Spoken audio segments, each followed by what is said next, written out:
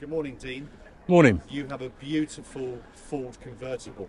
Yeah. Can you please tell me about it? Okay. Well, you got a 1955 Mark 1 Ford Consul convertible. Okay. It's a 3-speed column change, 1500 engine. All right. And it was designed, the first modern car or mass production car after World War II by Fords. And they produced the Consul Mark 1 and the bigger brother, the Ford Zephyr. And that's got the 2.5 engine in it. Much the same, but the Zephyr is actually slightly longer. So the front wings are bigger. You'll see an extra bit of chrome on it. That's because it fits a bigger engine. Okay. So you've got bench seats. It's got the original stereo in it. How long have you had it? I've only had it 2 years. The previous owner owned it for about 60. Wow. He bought it when it was 5 years old. Okay, and it was from the Highlands of Scotland. And he was a hotelier, and he see it there marked up, and he bought it. And he owned it for nearly, well, just over 60 years.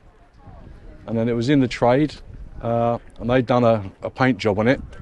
But when I bought it, I've had to do new roof, new door cards, new carpet, replaced everything on the engine, redone the boot, put a few badges on here and there. And of course, being black, you've got to polish it every time. It is immaculate. It's nice. It's not prestige. There's a few bits on it, but it's nice. The class has been nice. No, that's fine. And Okay. you use it and go to... I only go to a few shows. Yeah. Yeah. Okay, where have you come from today? I'm from Windsor, Okay, hence the badge. hence the badge. Can we have a look under the bonnet? Of course you can. Okay.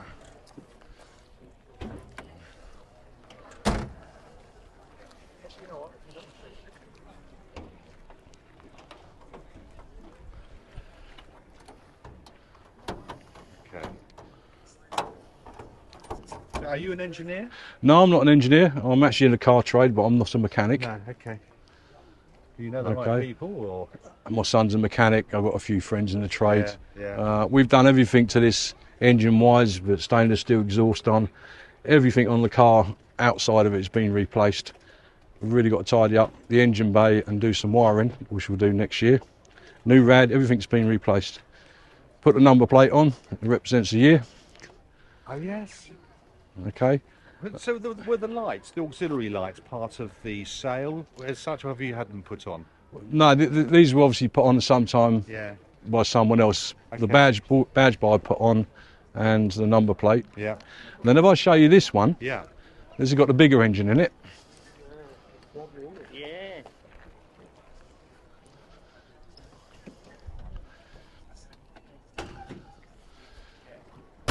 So this is all dancing and singing engine.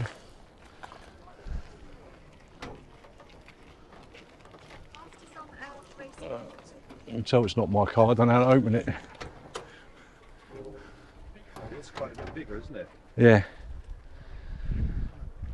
So I'd love to have this engine in my car, but it doesn't fit. Fit. Okay, so that's a 4-cylinder, this is a 6. Yeah. They're not the original carburetors. No, that's all been done as extra. So the engine's totally rebuilt. But And to that- have a pair of them here today is wonderful. Yeah, it's unusual to see two together. Yeah. I mean, the owner's just come in now, but that's my friend Rod's car. And we've been to a few shows together. It's very unusual to get one of each together. The Consul is a lot more rare than the Zephyr. So they made these Zephyrs, they sold the pattern to New Zealand, Australia, I think South Africa, and they started to import these back in. Right. So there's more and more of these Zephyr convertibles. I've worked out there's only 4 or 5 on the road of these Consul Mark 1s. There's 2 that are made to look like a Zephyr, so they've got the front wings and new engine. You've got 1 in at the Motor Museum. You've got 3 at the moment that are in the sheds being refurbished. I met a left-hand drive one the other day, which was brought back from Morocco. Really? Yeah. Other than that, I can't find any more. And as far as I know, that's 1 or 2 black ones. The other black one has got flames down the sides. Belongs to a family, and it's in original condition, and it's probably too much to repair. Okay. it's a piece of period art, isn't it? Yeah. So this is Rod who owns the blue one. Just showing all of this to him. You know, these were like with the Mark IIs had a column change. Yeah. Yeah. When they brought out the Anglia, Yeah. right? Because I used to work in a Ford dealer. When they brought Okay. out the Anglia, we sold loads and loads of indicator switches because people who used to drive in the Consuls, they got to change gear and snap the indicator switch off. Yeah, that makes sense. Yeah, that's that what would they make used to sense. do, Yeah. That's what I was a partsman in a Ford dealer. Yeah. So yeah, back in the 70s, and we were still doing Anglias and Cortinas and Consuls and. Yeah. But, yeah, it's great. Like, and then every Ford, every part's got a basic number. Like every offside headlight That's right, yeah. is 13005. Yeah. And it's so good, but they changed it when it became computers. They couldn't use letters and numbers. Do you know what the big difference is between the Angler and these two? No. You can't buy no parts for these. Really? Anglers you can. You Don't ask me swear? why. You can't buy anything for this car. But in the Anglers and like moving on further, you can buy all the parts. Really? And if you move the gap backwards, you can buy anything for Model A All right. or Model Y, but you can't buy nothing for these. Yeah, so we're all having to fish around for parts. Yeah.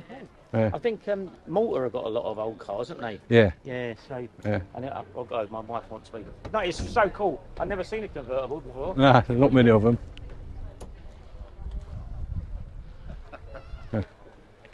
That was good. That was good to see. Does yours do the same? Is Yeah, yours electric? yeah, mine's electric. That was an optional extra on this one. Beautiful. Dean, really. That's all right, you're interesting. welcome. Thank you so much indeed. And have a good day. Thank you very much.